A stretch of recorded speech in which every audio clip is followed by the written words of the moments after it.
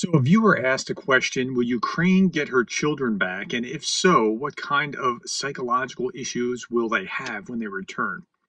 Okay, so let's start off with this. If you have a child or you have a grandchild and that child is kidnapped from you, it doesn't matter if it's in a time of war or if it's in a time of peace. Kidnapping is kidnapping. It's one of the most heinous crimes on the books. And the Russians have done this to the tune of thousands or tens of thousands of children across Ukraine. And in some places, they're kidnapped within occupied territory and just moved somewhere else, or they're transferred across the Russian or Belarusian border and then they're relocated. Now, imagine that your child was missing just in your own city. You'd be frantic. Think about what it's like that your child would be missing and then forcibly deported to a hostile country that's at war with you. And think how helpless you would feel as a parent. So it's on multiple levels. That child is going through some psychological trauma.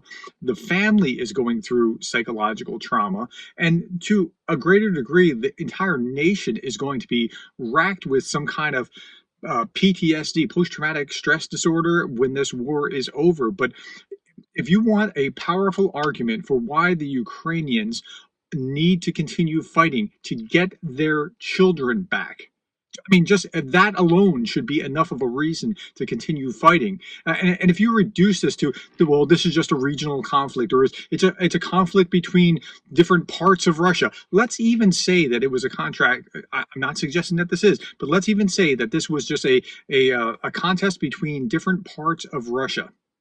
Even if that was the case, if I was in New Jersey and someone took my kids and forcibly removed them to Florida, and you would say it's just a contest between various states in the U.S., that wouldn't change the fact that this is kidnapping. It's wrong. It's evil. It needs to stop. It needs to be defeated, and the children need to come back. Now, how many of these kids will actually get back to their parents? They've been forcibly relocated to Russia and in many cases adopted because the Russian government wants to re-educate them as good little Russians who hate Ukraine and think Russia is dreamy.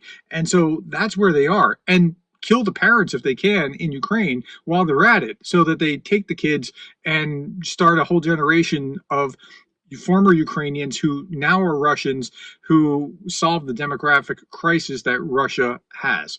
It's evil and it needs to stop. And this is one of the most powerful, potent arguments for winning the war in Ukraine. If they don't win the war, these kids aren't coming back. I mean, it's that simple. I mean, it needs to end, and it needs to end properly.